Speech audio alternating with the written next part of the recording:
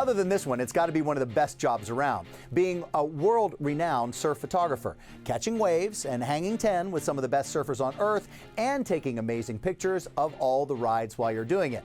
But Chris Burkard takes this to a whole new level.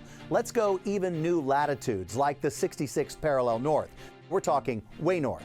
So grab your insulated wetsuits and let's go rip the waves in places like Iceland, Alaska, and even Russia. Let's talk about some of these places that you are going to, with gray cold waters, ice in the water, ice on the land. Give me some of the places that you actually do your surfing and your photography.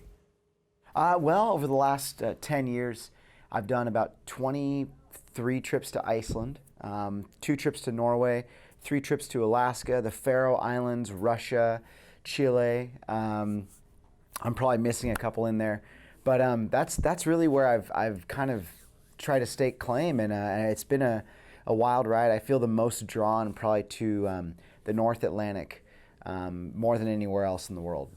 We know you're talking about colder places on the planet, but you have to go when some of the ice is at least unfrozen.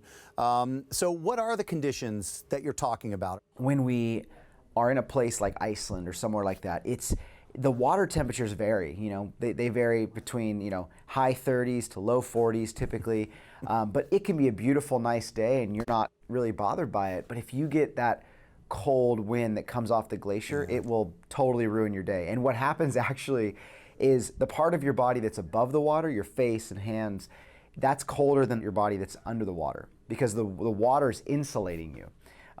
So surprisingly, yeah, it's colder on land than it is in the water. The cold water doesn't bother me so much because I love the feeling of the cold. I love the immersion of it. And although it's painful, I'm not going to lie to you, it can be painful. The pain in some ways, it makes that experience more real, and it makes that experience easier to remember. And so for me, I think that's just like what I seek out. I've traveled for years going to a lot of these amazing tourist destinations, and they're incredible. They're so beautiful, but I just felt like I was going through the cycles like everyone else. I wasn't actually leaving a part of myself there. And the hardest part for me is leaving enough time to where when I get out of the water, I still have enough feeling, kind of consciousness, awareness, that I don't hurt myself. Because I don't know about you, but when there's been times where the waves are so good, it's so incredible, and I'm so motivated by this idea of capturing the experience that I'll push myself too far. Let's talk a little bit about Russia, and there's a connection of volcanoes around where you shoot and surf. So tell me about that. It was one of the best trips of my life. We went to the Kamchatka Peninsula, which is it's actually one of the largest land masses and most inhabited land masses that is completely separate from the mainland, and incredible, like basically just the most wild coastline, tons of salmon, huge grizzly bears everywhere. And we basically drove in a 6-wheel military tanker along the coast, huge long stretches of black volcanic sand beach. And what we found was mind-blowing. It was crazy to think that world-class waves could exist on Russian soil, where there's so much kind of ex-Soviet military stuff happening there, and it's a little bit of a dark place at times, but it was amazing to see these bright 80-degree days on the beach where you felt like you were in Southern California. The water was still cold, but the beach was so hot, and it was wild, and I felt like we really experienced a place that was special, somewhere that not a lot of people had experienced in that way. So. And now let's talk about the Aleutian Islands here in our own turf in Alaska. Yeah, well, the Aleutians, what can you say? I mean, this is a place where storms start. The Aleutian Islands they're dubbed the cradle of storms, because this is kind of the birthplace of some of the largest and biggest systems in the North Pacific. And what happens is, in some ways, you're almost too close to the storms. It's literally like the storms come up the day before, and it's 40-foot seas on one side in the Bering Sea, and then there's 30-foot seas on the other side, and it's tumultuous and chaotic, and you'll get these tiny, tiny breaks in weather where you can maybe surf, but other than that, it's like you don't want to touch the ocean. I mean, it is such a dangerous and scary sea. All we have is stories of ships getting lost and this and that. So when we planned this trip to this one remote island, we realized that there was enough accessibility to get from one side to the other. So every day we would stay at this hunting cabin and we'd take quads like 30 miles on these kind of game trails out to the beach. And I mean, these just dirty, you know, muddy quad rides where you're just getting beat up and your body is so sore. And we were able to access these little bays, remote bays. And it was a cool place because some people had been there before and actually had surfed it, but we kind of wanted to go further and deeper and look at some alternative wave. And we sat through one of the worst storms I've ever seen. Katabatic winds, you know, 80+ miles an hour, just warping the windows, crazy weather. We thought our trip was over. And on like the second to last day, it got calm enough that we could go out there and check it again. And we drove out to that beach. We found that wave one more time, and it was working. It was on, so to say. And they paddled out, and I remember everybody is sitting on the bluff, the cliffs, because we had to be above it to see. And like the first wave, just holding our breath, hoping that nothing would happen. And luckily, you know, he made it out. It was perfect. It was one of the best sessions I've ever seen in my life.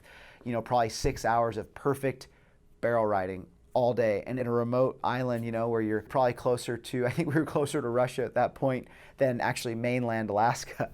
Let's talk a little bit about the Faroe Islands, because I know very little about them. What drew you there, and what's there for you? We, and when I say we, I mean myself and the athletes that I've worked with, have always been eager to explore new waves, new places that might be unsurfed or untouched. And that was really what the Faroes drew us there for. It's like being in Iceland 200 years ago. The culture is so preserved and the landscape is so raw. I've never seen anywhere in the world that's actually probably as I think, I don't know, it's still being formed, you know? It just felt like very young. So I was blown away by the beauty. That was what drew me there most of all. I don't want to leave out Iceland. And surfing with Northern Lights has got to be a truly unusual moment. Well, you know, it was a really cool experience to chase that. And it was middle of winter, so you have 18 hours of darkness, right? And we're sitting there looking outside. The Northern Lights are going off, green streaks across the sky. We knew the surf was still good. And so we went down to the beach and we tried. And I think that the trip and the photographs are really just a testament to this idea that, you know, if you give enough of yourself and if you sacrifice enough of something, that maybe, just maybe, you'll be rewarded for it. And I don't know, by some crazy fate, we lucked out and we actually got to capture that in photographs. And but also in film. So, I mean, this is good. This is in film. People can see this. Yeah, it's going to come out next December. It's pretty wild. I'm still like, I get goosebumps thinking about the experience and thinking about the footage and what it was like. So can you pick a moment or an image that is absolutely connected to one of your favorite memories?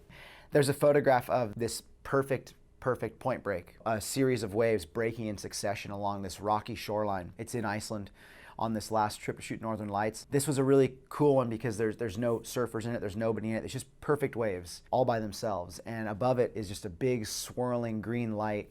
It's just one of the most surreal experiences of my life. I feel like when I look at that picture, it takes me right back to that moment and just how unreal it was. Yeah, it's hard to describe. It's hard to put words to that emotion.